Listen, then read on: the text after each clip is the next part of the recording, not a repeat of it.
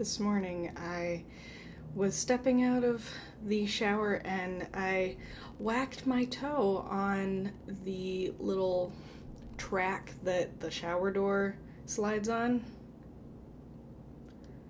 Happy Tuesday.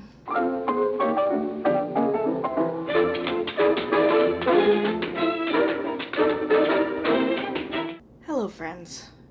Today is my other day off for this week until Thursday. Yeah, I'm only scheduled for Wednesday and Saturday of this week.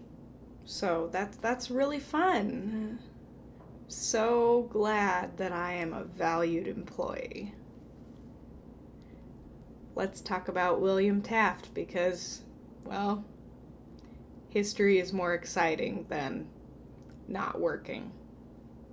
William Howard Taft was the last president that we have had so far to sport any kind of facial hair, which is really interesting to me. Like, at some point, apparently, we decided facial hair was not as professional or as presidential. I don't know.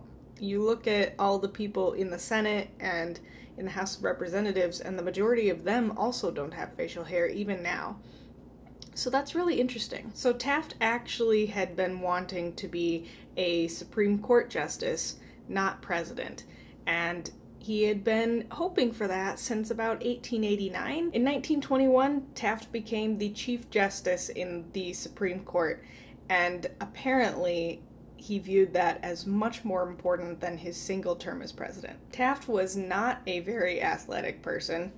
You just have to look up a picture of him and you probably can tell that. But he did start the tradition of the presidential first pitch in 1910. When Taft was nominated by the Republican Party to run for re-election, his wife, Helen Herron Taft, went straight to the Democratic National Convention and sat in the front row while all the speakers came up to say their piece about Taft. And all of them, even William Jennings Bryan, who had quite an opinion of himself and of Taft, chose to be a little bit nicer. It just amuses me to think about this middle-aged woman sitting in the front row of this building mostly full of men and making eye contact with every speaker on the stage to make sure that they were nice to her husband. It's just funny to me. While Taft was the Chief Justice of the Supreme Court, he swore in both Calvin Coolidge and Herbert Hoover. He also lobbied for the modern Supreme Court building to be built. So the current gathering place of our Supreme Court is the building that Taft lobbied to be built.